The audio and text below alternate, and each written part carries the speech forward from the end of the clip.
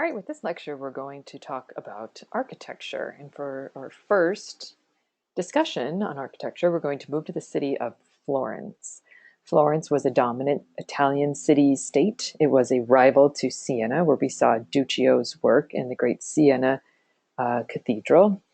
And the cathedral, really, in all of these large Italian city-states, was central to the city. It was a symbol of their wealth and their prosperity. So we're going to look at the Florence Cathedral. It's also called El Duomo. It's also called Santa Maria delle Fiore. It's got many different names. But we see this here on the left-hand side. And the best way to introduce Renaissance or early Renaissance architecture is to compare it to what came before, just like we've been doing with painting and sculpture. We've been sort of comparing where we are now and how that compares to the past.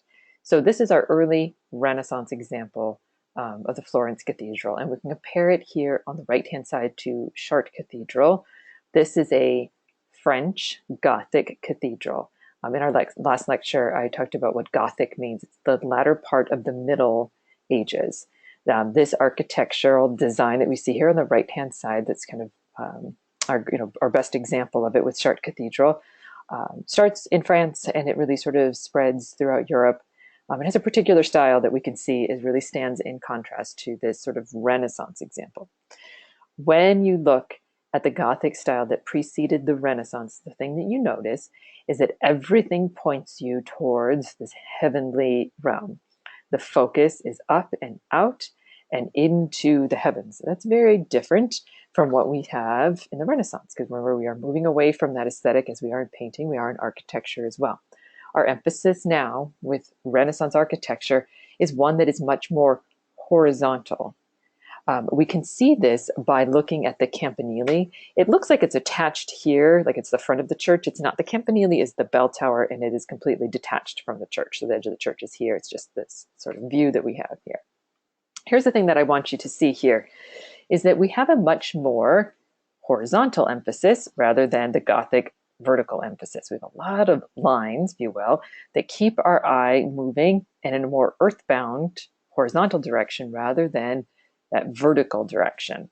If we get rid of our example of Chartres here on the right-hand side and we get a better view here of our campanile, there's another quality that I want you to see, and that is that the campanile here, as with the rest of the church, is sort of divided into cubic components, and that each section can really be seen as existing on its own.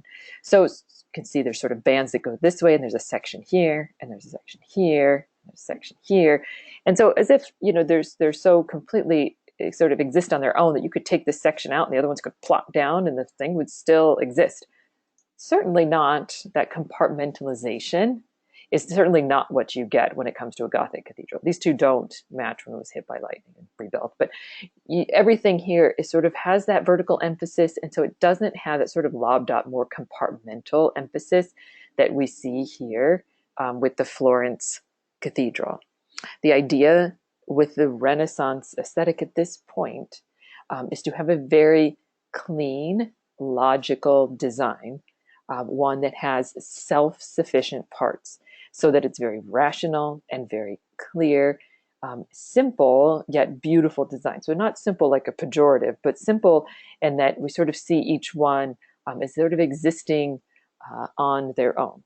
This idea of being rational and clear and sort of simplified brings us back to, again, the Greco-Roman world.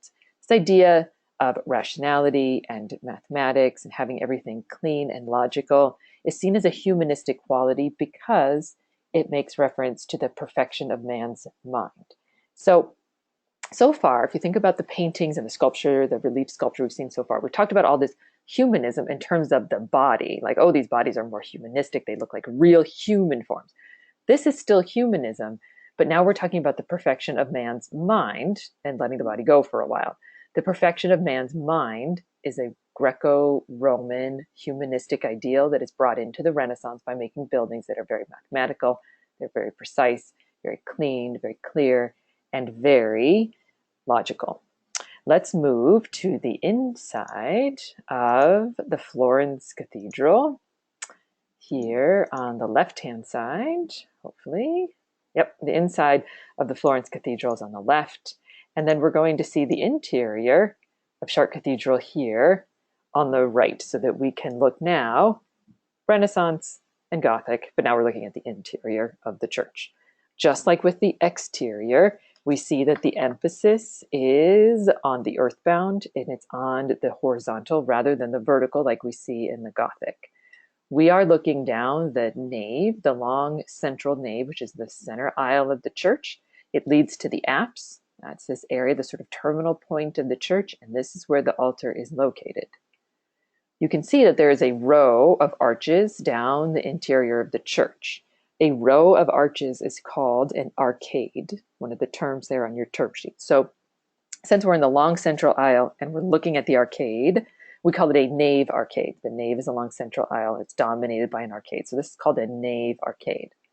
If you're standing in this church, all of these lines are encouraging you not to put your eye out towards the heavenly realm, but see how all these lines take you and push you down into the apse. That's where the focus of the church is. It's very earthbound and not in the heavenly realm. This is just like we saw in painting. Remember, we took all of those heavenly figures out of the heavenly realm and we put them back down on earth. We gave them gravity, we gave them chiaroscuro, we placed them down here on earth.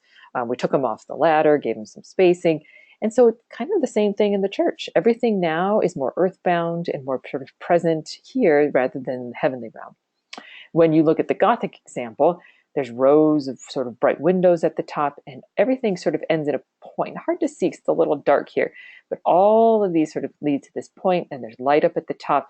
Everything has a very vertical emphasis and not the horizontal emphasis like you do, like you see here in this Renaissance example. So just like painting in the Renaissance realm, we're taking it from heaven and bringing it down to sort of the earthly, more humanistic rather than heavenly level.